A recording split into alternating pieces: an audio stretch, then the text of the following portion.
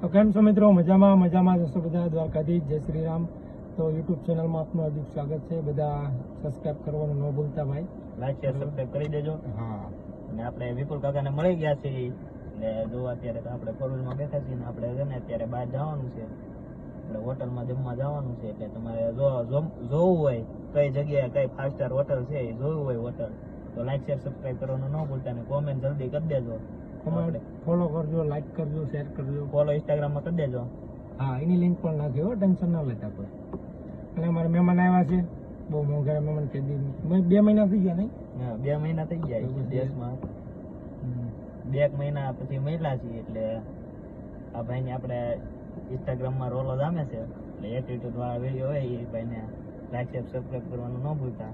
હા, અને આ ભાઈને આઈડીમાં સપોર્ટ કરજો, એટલે આઈડી પાછી વહી આવે યુટ્યુબની.